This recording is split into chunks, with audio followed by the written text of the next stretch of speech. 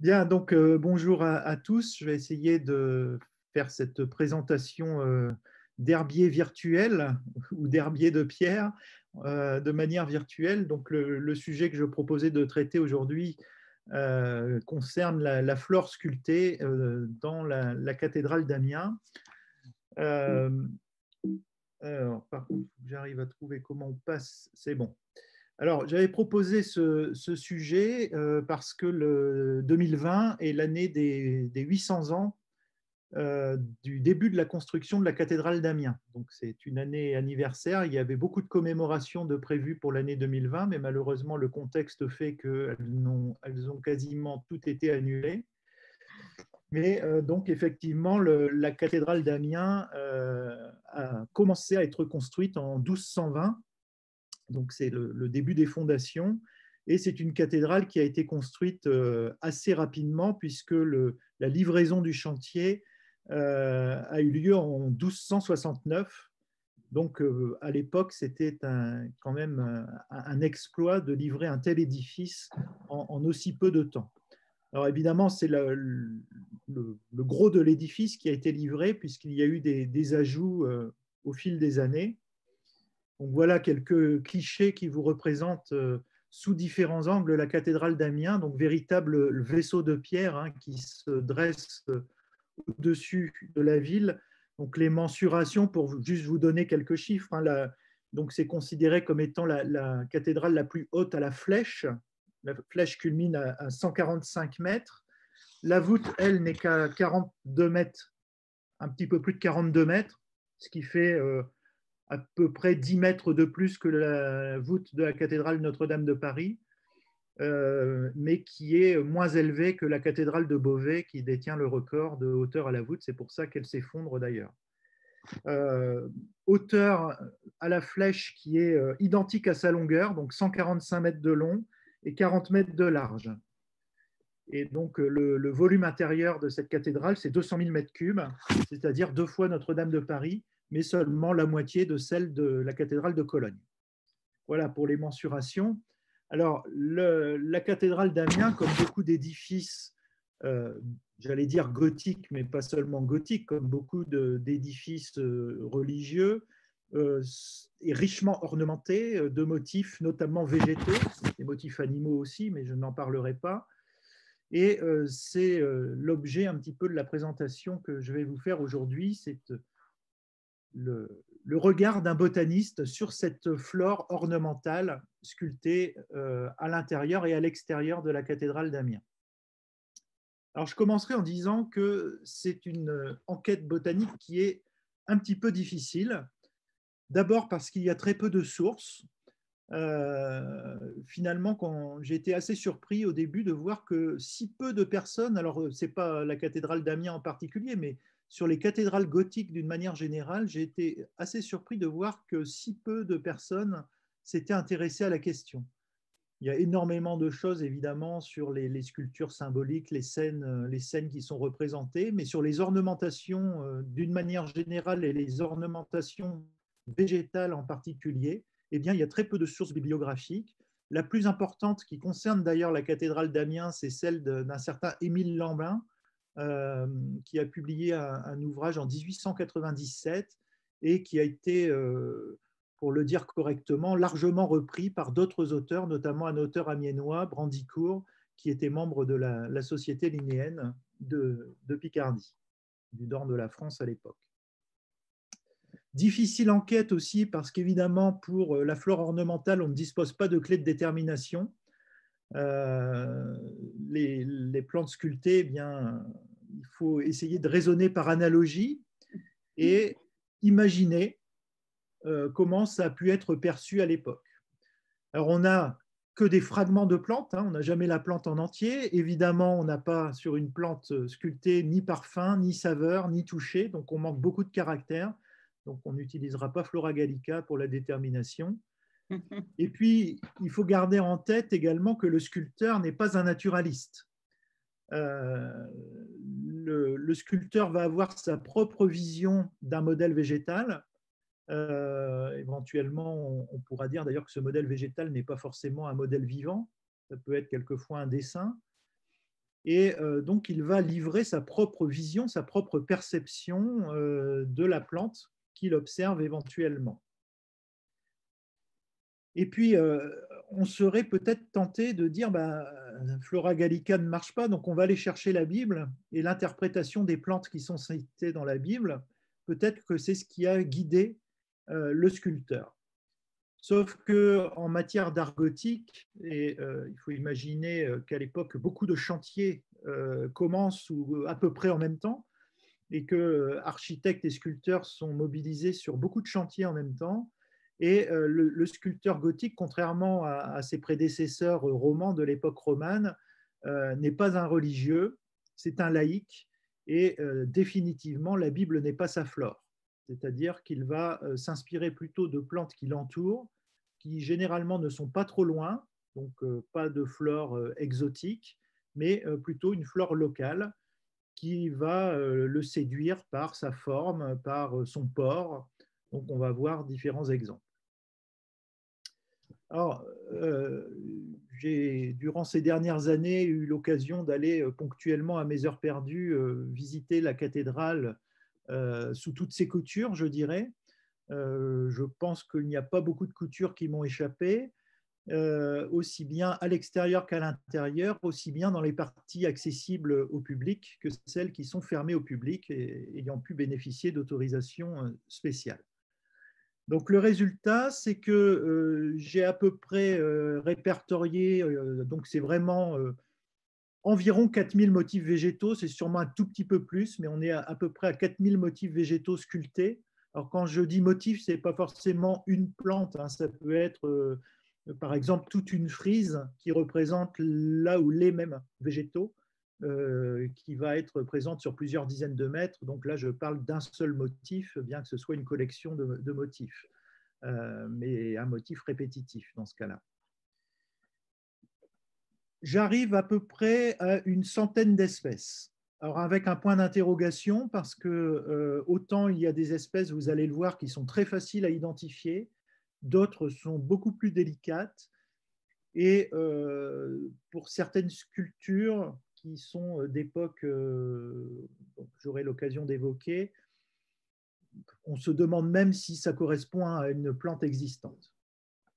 Mais bon, toujours est-il que on est à peu près à une centaine d'espèces, si j'ajoute les incertitudes, un petit peu plus. Ce qui est intéressant, et ça va être le fil de ma présentation, c'est que cette flore sculptée évolue avec l'art gothique. Vous savez que les styles architecturaux dans l'art gothique ont évolué au cours du temps. Et avec lui, les choix d'espèces représentées, la manière de représenter la plante également évolue énormément. Je vous montrerai quelques exemples pour que ce soit plus concret. Alors, je vais donc suivre un petit peu cette chronologie de l'évolution de l'art gothique pour vous présenter quelques espèces. Je ne vais évidemment pas vous présenter une centaine d'espèces, mais juste quelques exemples qui m'ont semblé particulièrement illustratifs. Alors, la cathédrale d'Amiens, je vous l'ai dit, a commencé à être édifiée en 1220. Donc, pour donc 1220, on est au XIIIe siècle, et les premiers motifs végétaux, les plus anciens que l'on trouve à la cathédrale d'Amiens, relèvent de ce qu'on appelle la flore interprétée. Alors, la flore interprétée, c'est quoi? C'est un motif végétal qui inspire le sculpteur, mais le sculpteur va souvent interpréter la forme qu'il observe. Il va généralement la simplifier énormément. Ça va conduire d'ailleurs à ce qu'en histoire de l'art, on appelle des feuilles généralisées, auxquelles on donne une identification botanique, mais sans grande conviction. Donc, ce sont des motifs qu'on retrouve dans quasiment tous les édifices religieux qui datent du Moyen-Âge, d'ailleurs, sous une forme ou sous une autre. Et comme le disait Denise Jalabert, qui était une historienne de l'art, les feuilles généralisées évoquent la nature sans reproduire exactement aucune de ses formes. la flore est vivante avant d'être vraie. Donc, pour dire que le sculpteur il ne cherche pas à livrer une représentation naturaliste de la plante, mais simplement à évoquer la vie par le motif végétal qu'il va représenter. Alors, beaucoup de ces motifs se trouvent déjà dans le roman tardif, dans les églises romanes les plus tardives. On commence à voir apparaître ces motifs et on les retrouve dans tout le début du gothique. Alors, vous en avez un exemple ici. Alors, on est bien normal de donner une identification botanique précise sur ce type de feuilles, mais dans la littérature, en particulier en histoire de l'art, on considère que c'est la feuille de nénuphar. Alors, c'est une feuille de nénuphar ou plus généralement, on préfère dire une feuille d'eau. Donc, ça pourrait représenter la feuille d'une plante aquatique. Donc, on dit, tantôt on le trouvera sous le nom des nénuphars, tantôt de feuilles d'eau. Alors, même chose avec ce motif qui est extrêmement fréquent dans tous les édifices religieux, souvent pour orner des chapiteaux, donc des motifs qui se terminent en crochet. Et évidemment, vous voyez les lignes qui sont globalement parallèles entre elles, mais qui convergent vers le crochet, qui sont interprétées comme des feuilles de plantain. Donc ça, ce ne sont pas mes interprétations, hein, c'est les interprétations que l'on trouve dans la littérature, et plus particulièrement la littérature d'histoire de l'art. Alors voici un motif également qui, alors, en haut, il est évidemment assez évocateur, mais quand on n'a que la feuille, le motif foliaire qui est en bas, qui est un motif, c'est peut-être le motif le plus abondamment représenté à la cathédrale d'Amiens. On le retrouve dans beaucoup d'édifices également. C'est quand même pas évident de donner une identité botanique à un tel motif foliaire. Alors en haut, ça facilite les choses parce qu'on a des fruits. Et en fait, on a là une représentation qui est alors, en art gothique, hein, je précise bien en art gothique, on a la feuille généralisée, en fait, d'une feuille à 3 folioles, à 3 lobes, en fait, une feuille trilobée qui est stylisée et accompagnée des grappes. On devine, eh bien, on devine plus qu'on reconnaît le motif de la feuille de vigne.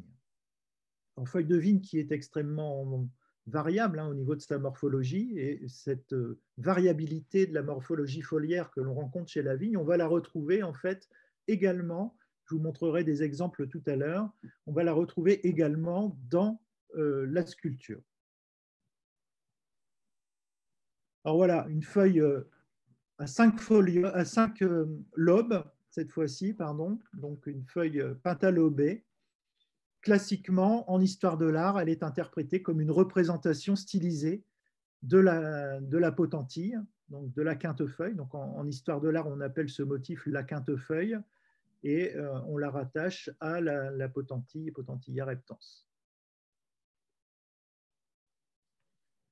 Alors voilà un motif là qui n'est pas exclusif à la cathédrale d'Amiens, mais qui est représenté sur tout le soubassement de la cathédrale et qui représente, je ne sais pas par contre si quand je montre avec la flèche, vous voyez la flèche. Si quelqu'un peut me dire si on voit la flèche.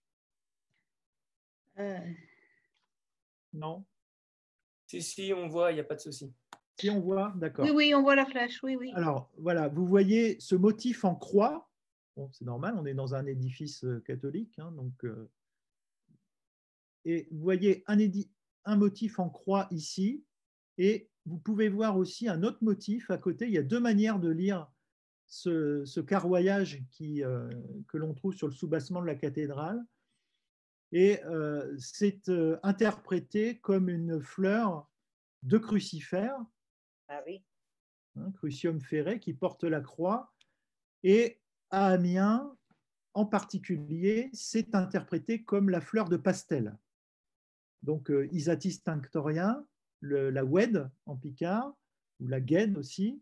Alors pourquoi? Parce que le chantier de la cathédrale d'Amiens a été à l'époque essentiellement financé par les ouediers, donc les gens qui cultivaient et qui transformaient la oued pour les teintureries qui étaient très nombreuses à l'époque, à la ville d'Amiens. Amiens a fait fortune avec la oued. C'est la couleur qu'on a appelée le bleu d'Amiens, d'ailleurs, donc avant que la culture du pastel tombe en désuétude avec l'importation de l'indigo. Et donc on pense que la fleur de crucifère qui a inspiré ce motif, c'est la fleur de oued. Alors on trouve d'autres représentations ici à droite, en haut à droite, de ces ouediers qui transportent les plants de oued. Il y a différentes représentations sur l'extérieur de la cathédrale qui montrent cela. Donc voilà la plante qui aurait inspiré ce motif avec la fleur où on a bien les 4 pétales en croix. Alors voilà ce même motif représenté un petit peu différemment avec cette fois-ci une autre fleur qui fait son apparition, donc à l'intersection du carroyage, on voit ici, qui évoque alors, une fleur d'astéracée, hein, d'une manière générale, peut-être le souci, parce qu'il y a une certaine valeur symbolique attachée au souci, mais bon, on se contentera de dire que c'est le capitule d'une astéracée. Alors voilà un petit peu pour cette première période qui, vous voyez, est loin d'être évidente et que heureusement que les textes des historiens de l'art sont là pour nous aider à interpréter ces motifs sculptés.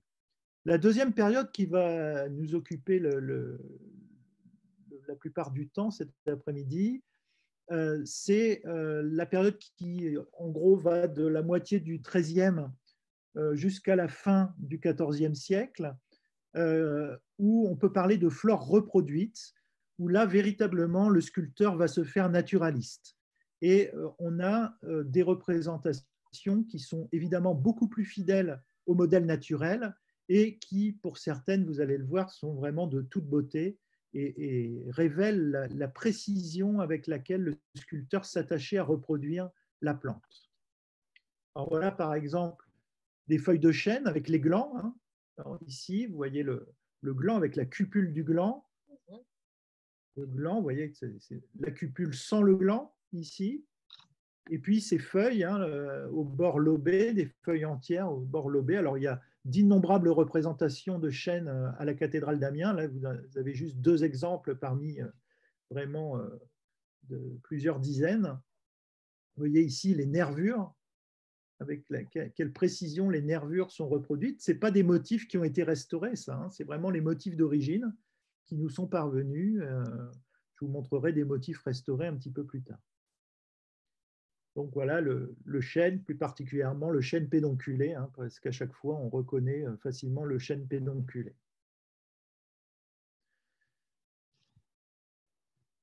Alors, autre arbre de nos forêts, hein, la feuille de hêtre, qui souvent est représentée comme une jeune feuille sortant du bourgeon.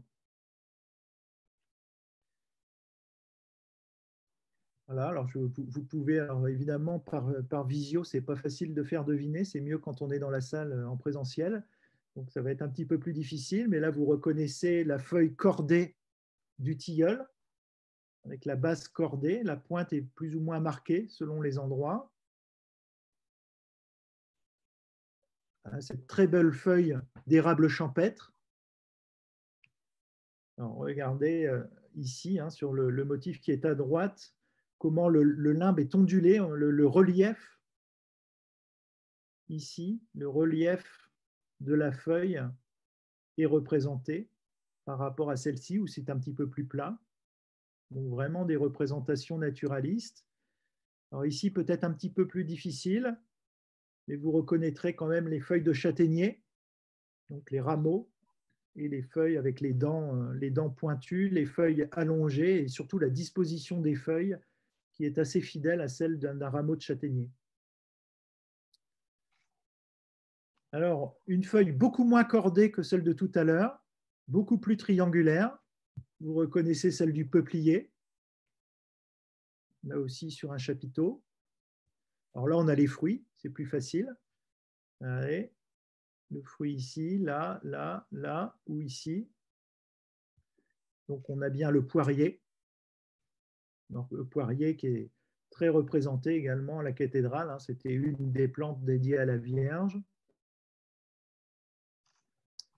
Alors, lui, par contre, le pommier est beaucoup plus rare, beaucoup plus rarement représenté. Vous avez à peu près là sur les photos les deux seules représentations qu'on trouve dans la cathédrale. Alors, l'une sur un chapiteau qui est bien caché d'ailleurs, qui est tout noir parce que c'est sur les parties non restaurées.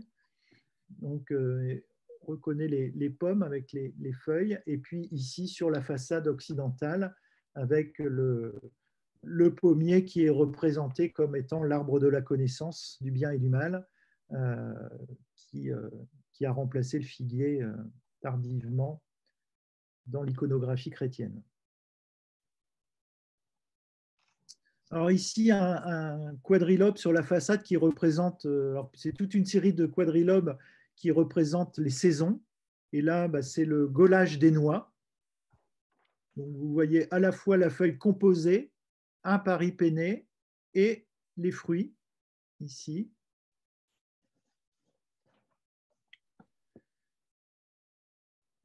Là aussi, on aperçoit les fruits, alors ils sont discrets, mais sur la photo de gauche, vous apercevez ici le fruit qui est légèrement piriforme.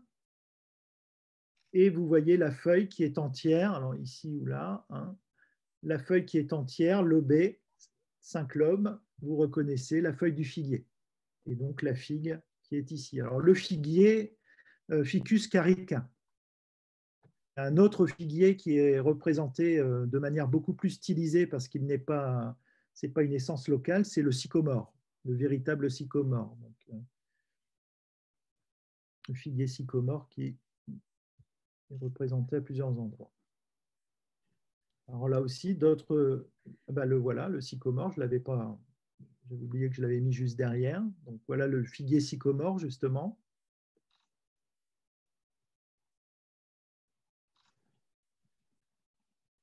Alors des arbres que j'ai montrés jusqu'ici, des arbustes également. Alors voilà les deux aubépines. L'aubépine. Bah oui, mais parce que moi, j'entends pas grand-chose. Bah non, je peux pas. Moi, je suis très mal équipée au niveau du son. Donc il y a quelqu'un qui n'a pas coupé son micro. Ouais. Donc l'aubépine monogyne à gauche, donc avec les sinus qui sont très très profonds, donc feuilles très découpées, simples très découpées, sinus profond, et à droite l'aubépine Crategus levigata avec au contraire des sinus qui sont très peu marqués. Et on trouve les deux espèces représentées à différents endroits. Alors c'est surtout l'aubépine monogyne qui est représentée, mais l'autre est également assez bien présente. Alors, autre arbuste, le hou. Donc là, on reconnaît bien aussi avec les pointes marquées. Alors ça, moins évident peut-être. Il faut en voir plusieurs pour en être convaincu. Mais c'est probablement la viornobier avec sa feuille trilobée également.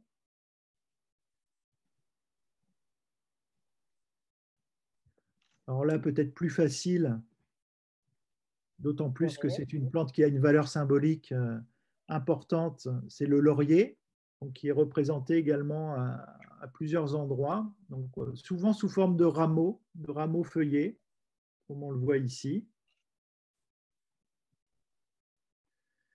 Alors des feuilles plus fines qui ne sont pas sans rappeler celles que l'on a vues tout à l'heure avec l'érable champêtre, oui, je dis bien, pardon, c'est les feuilles du groseillier, et plutôt le groseillier à macro d'ailleurs. Alors le groseillier rouge est représenté également, mais il est beaucoup plus rare, alors que le groseillier à macro est présent à plusieurs endroits dans la cathédrale. Alors il y a évidemment les palmiers qui sont représentés. Alors les historiens de l'art appellent la palme et la palmette selon qu'on a la feuille qui est sur le modèle de celle du palmier dattier ici à droite, donc qui est peinée, et la palmette, en histoire de l'art, qui désigne la feuille palmée. Alors là, je suis désolé, ma photo est un peu floue parce que c'est dans un coin très très sombre de la cathédrale, mais on reconnaît la palmette ici à gauche, en haut à gauche, et beaucoup plus fréquemment est représentée la palme, donc la figure peinée ici, donc les deux sont les palmiers. Et évidemment, on n'a pas des représentations ici très naturalistes parce que les palmiers à Amiens, à l'époque médiévale, ça ne courait pas les rues. Il faut encore attendre un petit peu.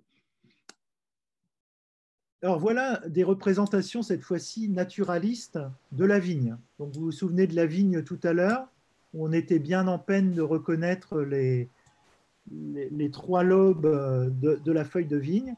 Voilà ici des représentations beaucoup plus naturalistes.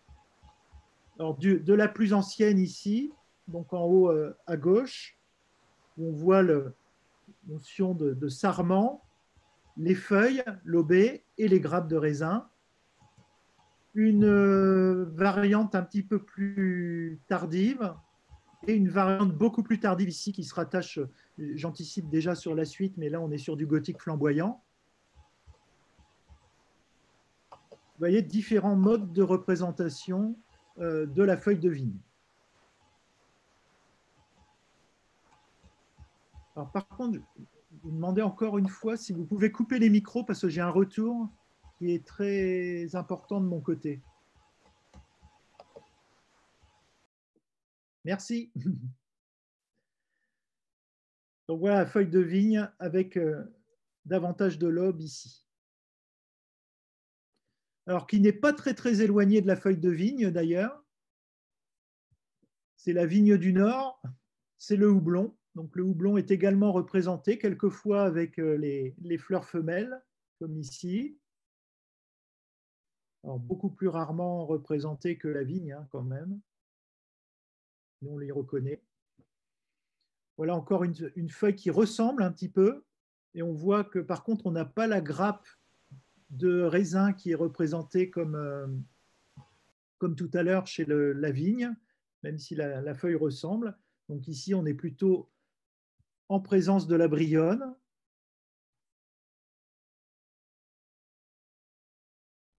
Alors, autre plante qui est vraiment très, très fréquemment présente partout à l'extérieur et à l'intérieur de la cathédrale, c'est le lierre, qui est représenté de temps en temps avec ses fruits.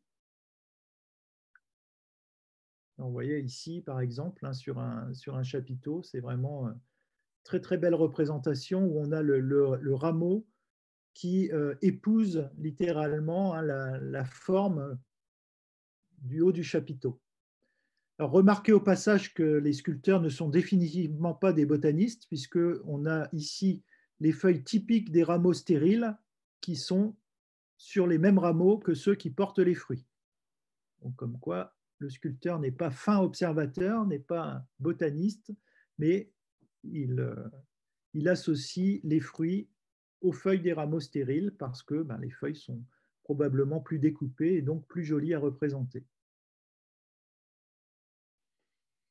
Alors également, là, d'autres représentations, une autre liane, vous reconnaissez le liseron, alors, notamment avec une représentation probablement de la préfloraison contortée que l'on trouve dans la famille des convolvulacées. Et ici, alors sur des motifs beaucoup plus récents, par contre, qui ont été restaurés, avec la feuille s'agiter et la corolle infondibuliforme du liseron des haies, donc Calistegia sepium.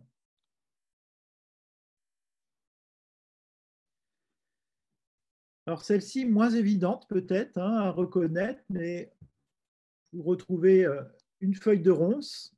La ronce est aussi affectée d'une valeur symbolique qui n'est pas négligeable, qui explique qu'elle soit représentée, même si elle est quand même relativement rare. Alors, notamment ici, vous avez une représentation qui se trouve sur la façade occidentale de la ronce, donc qui envahit les terrains incultes. Et puis on a des représentations également qui sont très, comment dire, très ondulés. Et vous reconnaissez peut-être ici à droite la feuille de la scolopendre au moment de son épanouissement, donc avec l'enroulement en crosse que l'on voit très bien ici pour lui donner la forme de crochet. Alors on trouve d'autres fougères, hein. Il y a beaucoup de fougères finalement qui sont représentées, beaucoup de variations sur le thème fougère. Alors en voici une autre, deux autres même. Donc à gauche plutôt quelque chose qui s'apparente à la doradille, donc c'est Erac officinarum, et puis en bas à droite quelque chose qui s'apparente plutôt à la fougère, alors disons, on va dire la fougère mâle, mais disons le groupe, une fougère qui est proche de la fougère mâle, si ce n'est pas la fougère mâle. Alors, je choisis de marquer fougère mâle tout simplement parce que c'est l'espèce la plus fréquente, en particulier dans les bois autour d'Amiens.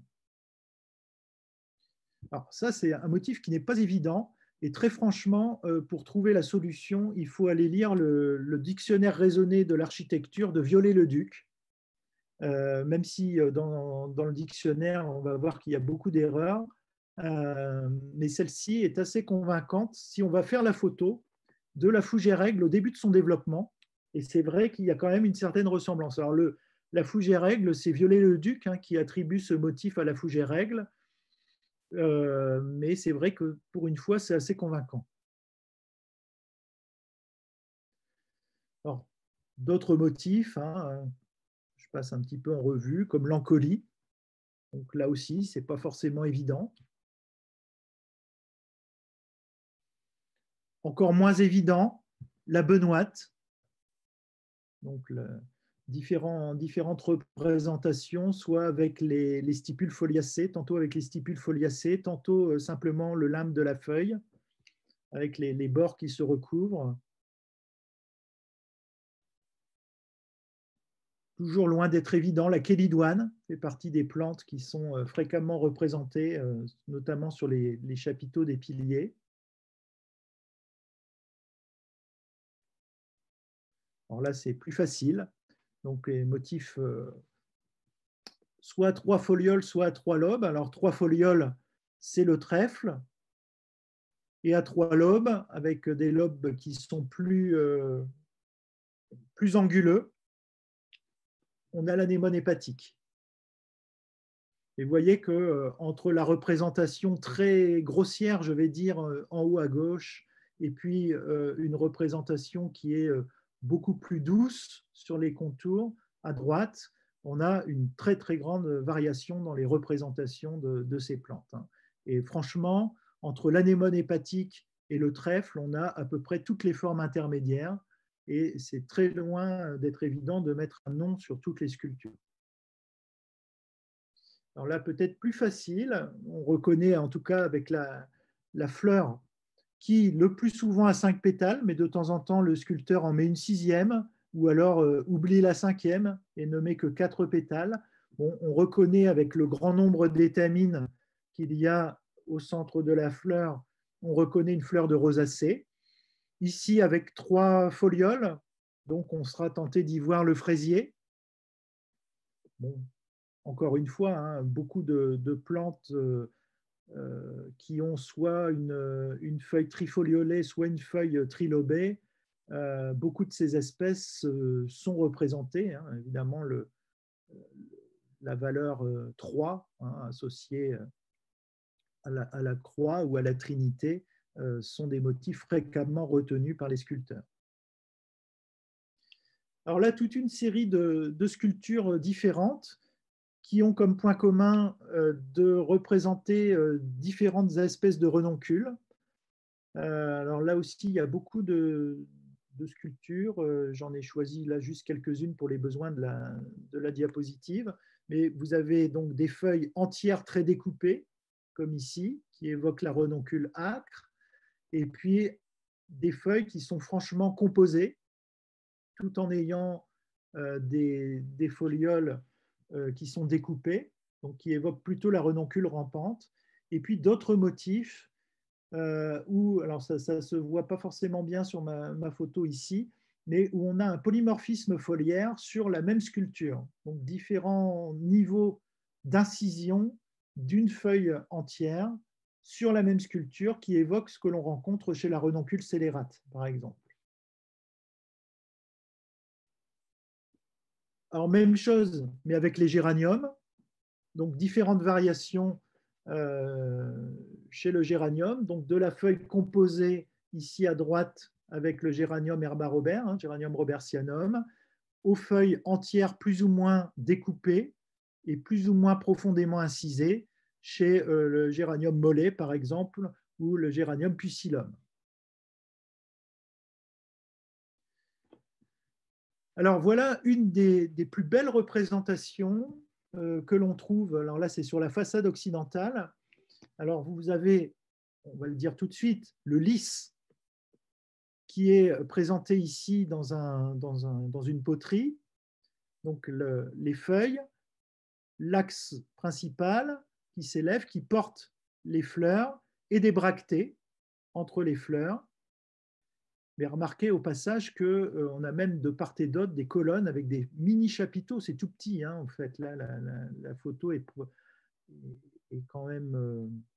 disons que pour avoir la hauteur complète de cette sculpture, c'est moins d'1 mètre, quand même. Et vous voyez que même sur les chapiteaux des petites colonnes qui entourent, on a des motifs végétaux, ici et là. Alors, c'est le lys. Alors, sur l'identité de la plante que le sculpteur cherche à représenter, il n'y a pas de doute, c'est bien le lys, je vous dirai pourquoi après. Sauf que le lys blanc, le lys marial, c'est la photo que vous voyez ici. Évidemment, ce n'est pas une espèce qui est connue dans la région à l'époque. Et vous voyez que même la morphologie, aussi bien florale que foliaire, ne correspond pas à ce que l'on a là. Donc, si c'est bien une sculpture, c'est une sculpture qui est censée représenter le lys. La plante qui a servi de modèle n'est pas le lys blanc, le Lilium candidum. Alors, les gens qui travaillent sur la flore représentée symboliquement dans la Bible, il n'y a pas un consensus, mais il y a une convergence, disons, une majorité de personnes qui considèrent que le lys blanc de la Bible pourrait être le Pancratium maritimum. Bon, je ne rentrerai pas dans le débat, évidemment, parce que j'en suis bien incompétent, mais ici, à la cathédrale d'Amiens, la plante qui a probablement servi de modèle aux sculpteurs, on considère que c'est plutôt la Campanule fausse réponse, Campanula rapunculoides. Et effectivement, quand on regarde la disposition, l'orientation des fleurs, la corolle des fleurs, qu'on regarde les bractées et les feuilles basales, eh bien, effectivement, il y a une ressemblance qui est assez troublante entre la sculpture que vous avez sous les yeux et la campanule fausse réponse. Donc, est-ce que c'est elle qui a inspiré le sculpteur de la cathédrale d'Amiens? C'est l'hypothèse qui a été faite par un historien, Maurice Crampon, un historien érudit il y a quelques années. Et c'est vrai que c'est assez convaincant.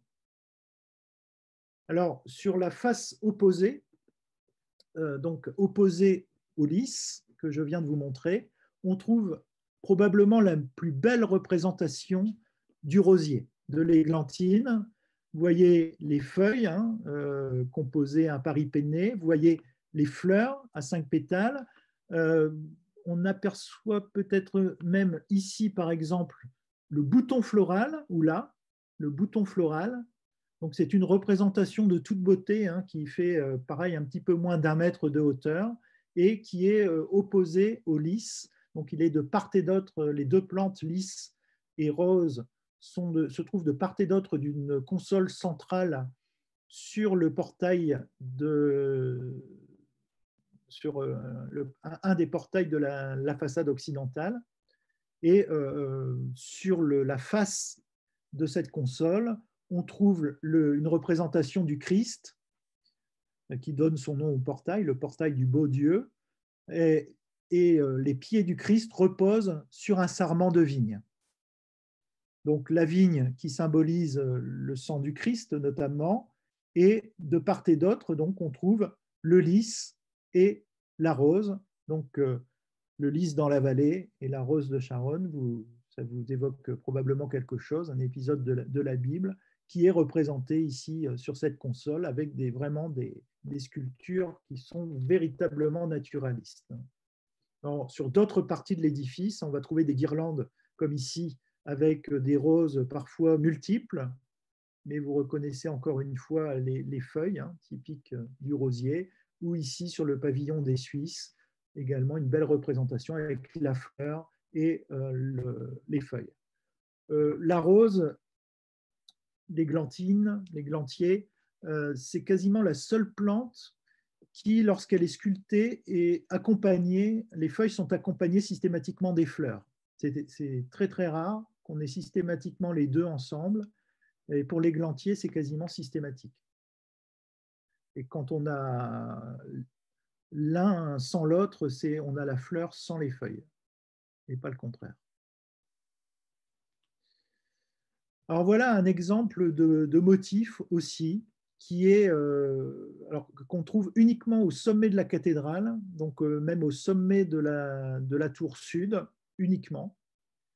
Et c'est un motif, franchement, moi, qui m'a posé beaucoup de problèmes, qui me pose toujours beaucoup de problèmes, parce que j'ai vraiment du mal à mettre une identité là-dessus. Et pour l'instant, j'ai vraiment rien d'autre à mettre que le gui. Donc toutes les idées sont les bienvenues, d'ailleurs. C'est ma petite annonce du jour. Mais pour l'instant, j'ai rien de mieux que les 3 baies de gui, telles qu'elles sont insérées sur les rameaux. D'ailleurs, il n'y a jamais de feuilles sur ce motif, donc ce qui ne facilite pas les choses. Alors, le fait que ce soit la sculpture qui se trouve en position la plus haute dans l'édifice me font penser éventuellement au fait qu'on ait représenté une plante parasite poussant en haut des arbres, en haut de l'édifice. C'est vraiment une pure spéculation. Parmi les plantes également abondamment représentées, on a le chou. Alors le chou qui est probablement le chou marin au départ, et secondairement, ça a évolué vers une autre espèce de chou. On verra après. Voilà, alors je passe quelques exemples de plantes encore. La mauve, représentée. Le céleri, représenté également. Alors, la hache des marais, Apium graveolens. La berce, donc Heracleum spondylium. Alors celle-là, moi j'avoue que j'ai un faible pour cette représentation, la feuille d'ortie, que je trouve vraiment magnifique. Il y a une seule représentation dans toute la cathédrale, mais je la trouve vraiment de toute beauté, avec les nervures et les dents de la feuille. Alors une espèce très très fréquemment représentée aussi dans la cathédrale, c'est l'armoise, donc qui est aussi une des plantes associées à la Vierge. Alors la plus difficile également, la feuille du senson, Sensio jacobea probablement. Ce qu'on appelle en histoire de l'art la feuille de chardon, qui probablement n'est pas un chardon, mais plutôt une feuille de cirse. Alors après, on a ce type de motif également, qui est très fréquent sur les chapiteaux des piliers. Alors, il y a beaucoup de variations. Alors là, on a l'impression, sur un motif comme ça, de retrouver la feuille cuculée de la jacinthe des bois. Évidemment, ça reste très incertain. De même, voilà, les feuilles très découpées, comme celle-ci. Ça, ce sont des motifs qui sont relativement rares. Dans la flore sculptée de la cathédrale d'Amiens, c'est comme dans la flore dans la nature, il y a des espèces rares, il y a des espèces fréquentes.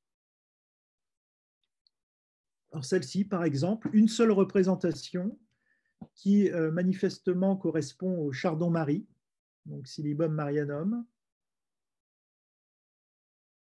Alors, là aussi, une seule représentation sur une clé de voûte, mais là, par contre, qui ne laisse guère de doute, parce qu'on a à la fois les feuilles et les fruits, donc des fruits énormes, et des rameaux, enfin des tiges, qui sont plus ou moins sarmenteuses,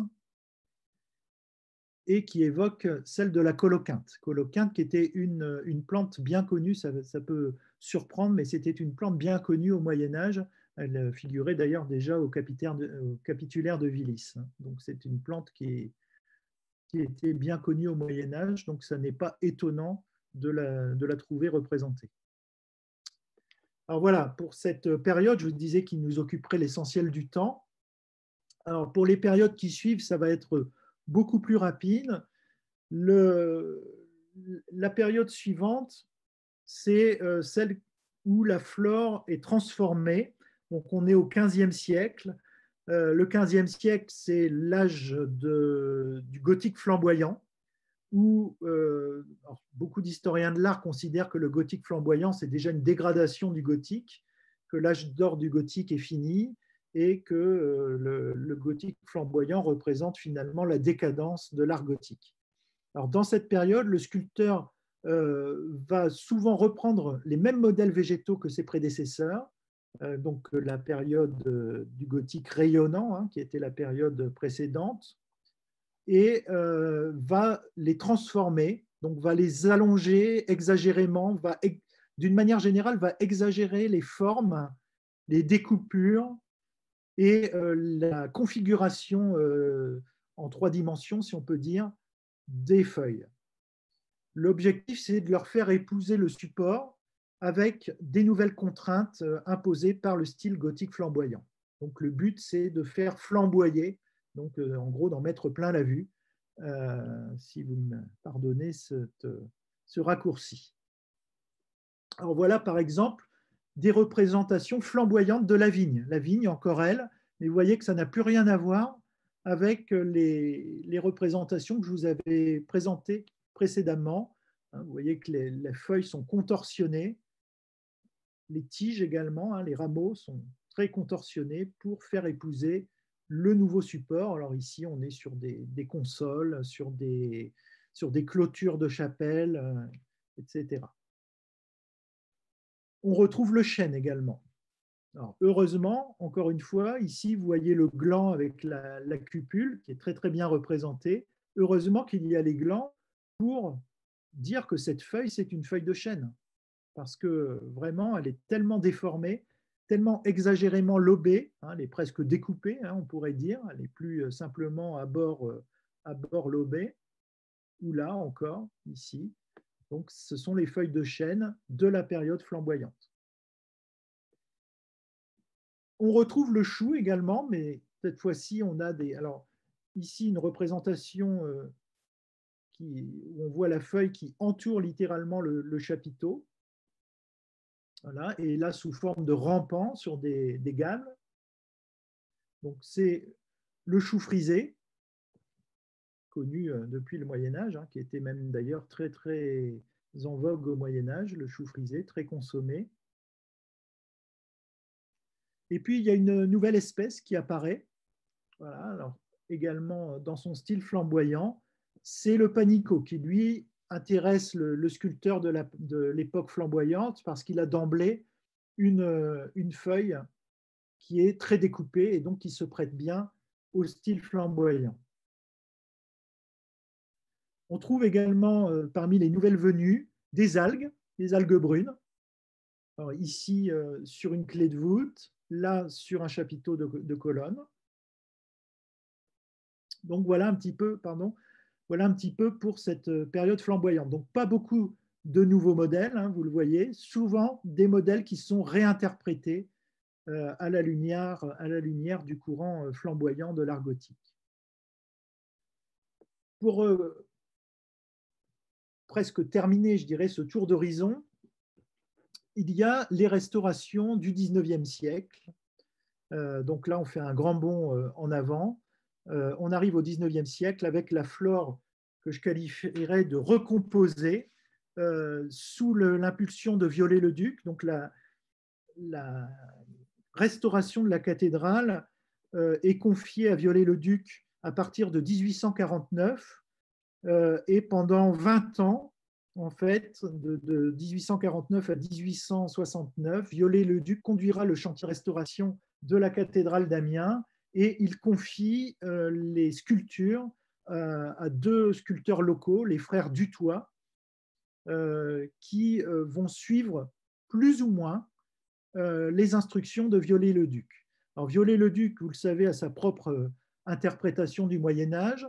Il a aussi sa propre interprétation de la flore. Alors dans son dictionnaire raisonné de l'architecture, il y a tout un chapitre qui est consacré à la flore, qui est très intéressant à lire, mais qui définitivement montre que Viollet-le-Duc n'était pas un botaniste. Il y a beaucoup d'erreurs d'interprétation, d'identification des plantes, ce qui fait que de nouvelles espèces vont apparaître dans le cortège de la flore sculptée par suite d'une erreur d'interprétation. Alors, par exemple, ce motif-là, qui date de la période rayonnante, hein, donc qui date du Moyen-Âge, Viollet-le-Duc l'interprète comme étant la cymbalaire. Donc, il l'écrit hein, dans son dictionnaire raisonné d'architecture, c'est écrit tel quel, il trouve la cymbalaire, donc il va demander au sculpteur chargé de la restauration eh bien, de sculpter des feuilles de cymbalaire. Sauf que la cymbalaire, tous les bons lecteurs de Flora Gallica savent qu'elle a été introduite en France au XVe siècle. Et donc qu'elle n'existait pas à l'époque de la construction de la cathédrale et qu'elle n'existait pas au moment où, par exemple, cette feuille a été sculptée, donc plutôt au XIIIe siècle. Donc en fait, ce que Viollet-le-Duc a pris pour une feuille de cymbalaire est plus vraisemblablement la feuille de la Véronique à feuille de lierre qui a été représentée effectivement à différents endroits dans la cathédrale. Donc la cymbalaire apparaît avec Viollet-le-Duc, mais donc c'est une nouvelle espèce, mais ça n'est pas véritablement une restauration d'une feuille ancienne.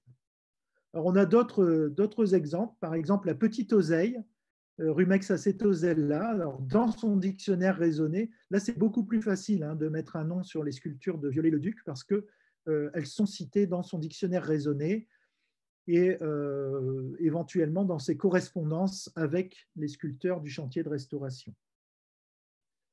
Le muflier, donc le muflier, on va le trouver également dans ces sculptures que l'on voit ici, qui datent de Viollet-le-Duc, hein, mais qui n'existaient pas avant. Donc le muflier fait son apparition. Alors ce qu'il appelle le muflier, c'est probablement Linaria vulgaris. C'est ce qui est le plus probable. Il y a ce motif aussi qui est assez étrange, alors qu'on ne trouve que sur la tour nord et qui peut-être correspond au tamier. Là, par contre, ce n'est pas évident. On pourrait penser à la salse-pareille, sauf que la salse-pareille, c'est une espèce méditerranéenne. Alors, bon, c'est loin d'être évident. Et puis, on a d'autres motifs aussi. Viollet-le-Duc a interprété certaines fougères comme étant du polypode. Donc, il va reproduire du polypode. On retrouve le figuier sous des formes nouvelles, alors avec en plus ici la cauliflorie qui est assez évocatrice. On va retrouver des algues brunes, mais beaucoup plus travaillées. Voilà en haut le motif original, en bas la restauration faite par Viollet-le-Duc, donc avec la vigne et le nénuphar. Donc vous voyez que on s'éloigne un petit peu du modèle original, hein, parce que là, il affecte par exemple une base de feuilles qui est très, très travaillée, qui n'existait pas sur le modèle original. Et même chose sur la vigne, hein, on a des choses qui sont beaucoup plus transformées. Voilà, et puis après, il y a des motifs qui datent de Viollet-le-Duc qui sont beaucoup plus difficiles à interpréter. Peut-être la vigne, peut-être le nénuphar, peut-être le troène, peut-être encore la vigne ici. Et puis des choses vraiment étranges. Ces motifs, par exemple, qui font évoquer l'hépatique, Marchantia polymorpha. Et puis on retrouve, c'est le retour en force, il y a une plante dont on n'a pas parlé jusqu'alors, c'est l'acanthe. Alors pourquoi j'en ai pas parlé jusqu'alors? Parce que l'acanthe est finalement très rare dans les sculptures médiévales à la cathédrale d'Amiens. Et en fait, l'acanthe fait un retour en force dans la période néogothique, donc plus tardive, qu'on va retrouver sur des chapiteaux. Et puis des espèces exotiques, franchement exotiques. Le tournesol, et puis quelque chose qui pourrait être l'extrémité d'une feuille de bananier. Alors ça, on est vraiment à la fin du 19e siècle, hein, pour ces représentations. Et puis alors, je terminerai ce tour d'horizon avec ce que j'appelle la flore dénaturée. C'est une position personnelle, mais les restaurations qui ont été entreprises à partir de 1985-6, je ne sais plus exactement, disons à partir des années 80 et qui se poursuivent, hein, ça n'est pas encore complètement terminé, eh bien, force est de constater que les gens qui sont chargés de la restauration des sculptures ne sont non seulement pas botanistes, mais pas très appliqués non plus à reproduire ce que leurs prédécesseurs s'étaient efforcés de représenter. Donc, le sculpteur n'est plus, un imitateur l'a remplacé. Vous voyez par exemple cette feuille d'érable champêtre que je vous montrais tout à l'heure à gauche. Regardez ce qu'elle devient aujourd'hui à droite. Donc, c'est les restaurations actuelles de la feuille d'érable champêtre. Alors, celle de droite, déjà, ne ressemble plus beaucoup à une feuille d'érable. Quant à celle de gauche, elle n'a vraiment plus rien à voir avec une feuille d'érable, quoi. Donc, ce sont des restaurations extrêmement grossières. Pardonnez-moi le mot, mais c'est bâclé pour moi. Même chose avec la feuille de tilleul. Voilà la feuille de tilleul sur la partie qui va être restaurée, et voilà ce qu'elle devient sur la restauration contemporaine. Là, il faut vraiment avoir beaucoup d'imagination pour reconnaître une feuille de tilleul, hein. On croirait plutôt un rumex ou quelque chose comme ça. Voilà pour la vigne. Alors, la représentation médiévale ici, ce qu'elle devient, ça encore, c'est pas trop mal. Par contre, regardez ici, voilà, entre les deux, entre le haut et le bas, hein, c'est quand même, on a beaucoup de mal à retrouver la vigne. Même chose avec le chêne. Donc, ce sont quelques exemples. Donc, à gauche, l'original, à droite, les restaurations contemporaines des feuilles de chêne. Là aussi, vous voyez que ça ne ressemble plus beaucoup au modèle d'origine. Donc voilà un petit peu pour ce tour d'horizon. Donc en conclusion, je dirais, j'avais quelques diapos encore, mais je vois que le temps tourne, je ne voudrais pas occuper tout le temps. Parce que l'objectif aussi de ce genre de promenade botanique, c'est d'essayer d'avoir des apports scientifiques également. Et pour moi, il y a pas mal d'apports quand on s'intéresse à la flore gothique, il y a pas mal d'apports. Alors d'abord, la fleur de lys, je vais en dire quelques mots, mais aussi sur la métamorphose des feuilles, et puis des choses plus ludiques, je dirais, sur les fractales avant l'heure et l'arrivée de l'homme vert. Alors, le mystère de la fleur de lys. Voilà différentes représentations que l'on trouve sur la cathédrale d'Amiens et qui sont, je pense, vous les reconnaissez, des représentations de fleurs de lys. Alors, la fleur de lys, souvent, est considérée comme une représentation stylisée de la fleur d'iris des marais. Alors, c'est assez convaincant quand on voit ce type de sculpture. Mais il y a une hypothèse alternative qui a été faite par un auteur du 19e siècle, Eugène Wallier, en 1848, écrit que la fleur de lys, en fait, c'est une représentation stylisée de l'arôme. Alors, sur la sculpture, vous voyez, c'est que quand l'inflorescence d'arôme est complètement épanouie, généralement, les feuilles sont déjà en train de faner. Et on voit ici les feuilles qui déclinent de part et d'autre de ce qui pourrait être un spadis, une spathe, pardon, de ce qui pourrait être la spathe ici, avec le spadis au milieu. Et donc Eugène Wallier considère que ça, c'est une représentation de l'arôme et que c'est ça qui a été appelé par la suite fleur de lys. Alors voilà, le débat est ouvert, mais je vous avoue qu'après avoir analysé toutes les fleurs de lys de la cathédrale d'Amiens, je suis assez séduit par l'hypothèse arôme et je m'éloigne de plus en plus de la fleur d'iris. Alors, on a d'autres représentations d'ailleurs qui sont assez troublantes. Ici, sur le beau pilier de la cathédrale d'Amiens, donc qui date de la période flamboyante. Et quand on regarde la couronne ici de ce roi de France, on voit les vraies fleurs de lys. Et puis, pardon, on voit ce motif qui évoque l'hépatique aussi à côté. Alors voilà, la discussion peut être ouverte. Un mot sur la métamorphose des feuilles. Alors, la feuille d'acanthe. Retour sur la feuille d'acanthe. Donc, vous avez la feuille de l'Acanthus mollis à l'extrême gauche. Vous avez des représentations médiévales de cette feuille d'acanthe, qui sont, je vous le disais, très rares dans la cathédrale d'Amiens. Et quand on met bout à bout, comme je le fais ici artificiellement sur la diapositive, tout un tas de représentations sculptées. Par exemple, quand on prend celle qui est en haut à droite, seule, je suis absolument incapable de mettre un nom sur ce type de feuille. Par contre, quand je les mets bout à bout, enfin les unes à côté des autres, il y a quelque chose d'assez troublant qui n'est pas sans évoquer un changement de forme progressif des feuilles. Vous voyez, des feuilles qui sont de moins en moins longues, de moins en moins découpées, qui se raccourcissent. Et sur la suivante, je vais repartir de celle qui est à l'extrême droite. Voilà, je repars de ça. Et progressivement, on voit qu'on a toutes les formes intermédiaires entre la feuille d'acanthe et la feuille de vigne. Et c'est précisément ce que disait Émile Lambin en 1899, qui pour lui, l'origine architecturale, enfin, oui, l'origine de la feuille de vigne, c'est la feuille d'acanthe qui s'est transformée.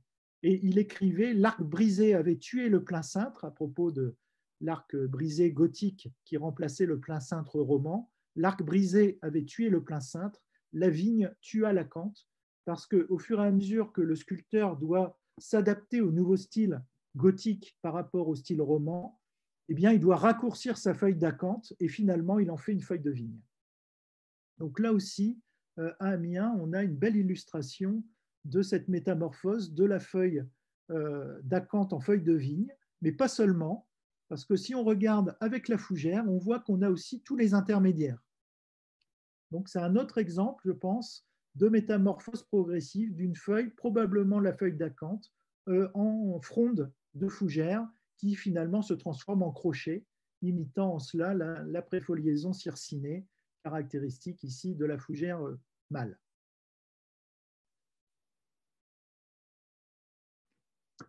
Alors, les dimensions fractales, on n'en parlait pas au Moyen-Âge.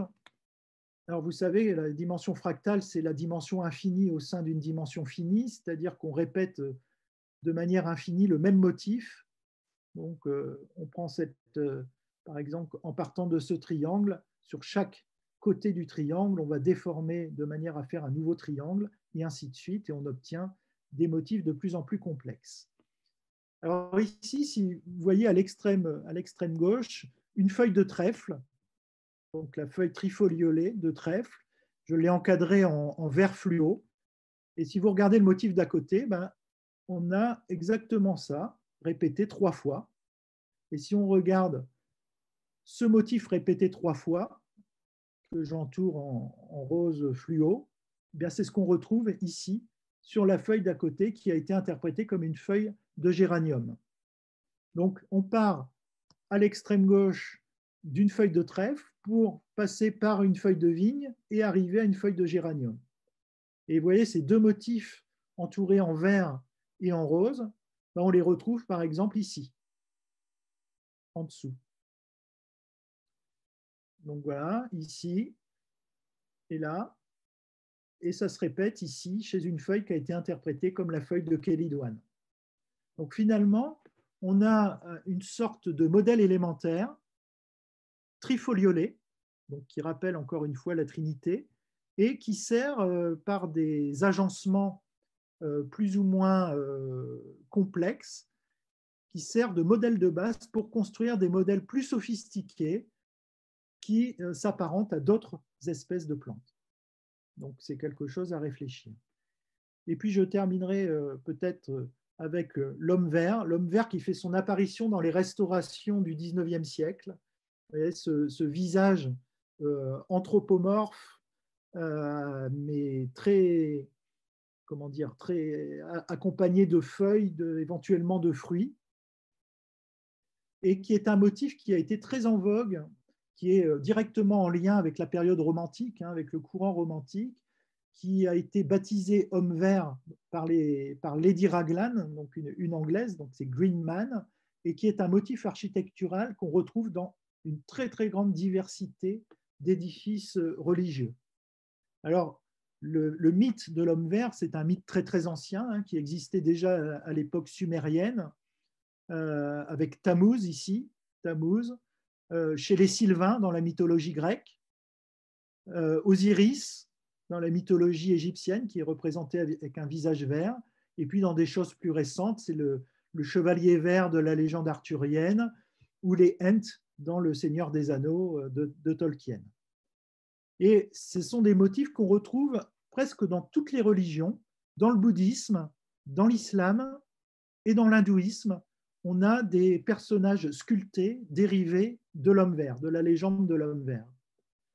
Et il y a un ouvrage assez récent, alors qui vaut ce qu'il vaut, il n'est pas très scientifique à mon avis, mais qui montre la filiation qui existe entre tous ces mythes très très anciens, donc sumériens et babyloniens au départ, et qui, au fur et à mesure des civilisations, s'est transmis sous différents noms jusqu'à arriver au personnage de Jésus.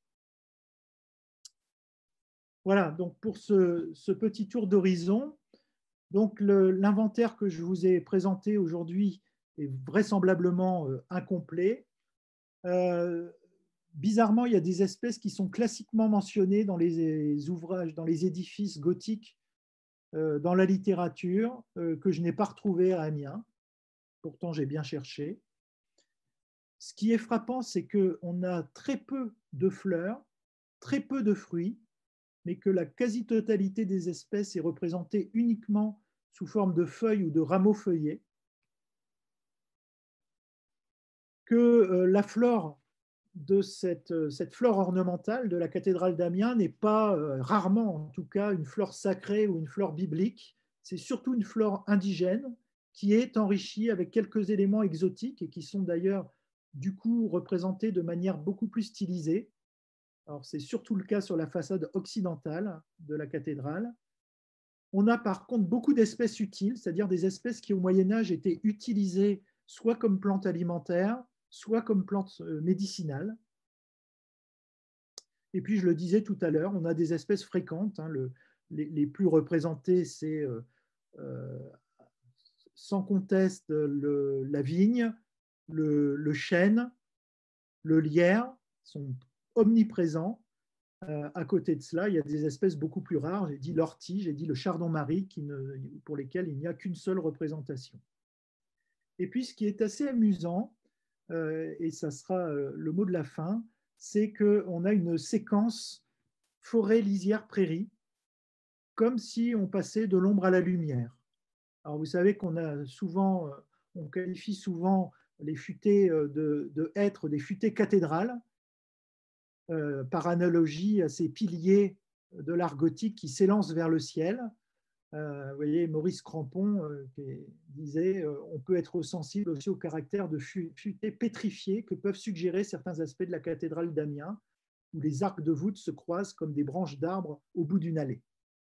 Et effectivement, si on s'amuse à avoir un regard écologique sur toutes les espèces que je viens de citer, eh bien, on pourrait imaginer qu'on part d'une flore sciaphile, du sous-bois, avec la jacinthe, avec les fougères, avec l'anémone hépatique, avec le houx, avec l'érable champêtre, même avec le lierre, pour finalement sortir de la forêt, avoir des plantes de lisière, comme les aubépines, l'encolie, le fraisier, la viorne, et puis arriver finalement dans un milieu plus ouvert, comme à droite, où on aurait des espèces comme le géranium, comme la chélidoine et d'autres espèces. Voilà, ce sera le mot de la fin et je vous remercie pour votre attention et j'en profite pour remercier les gens qui ont rendu ce travail possible. Merci.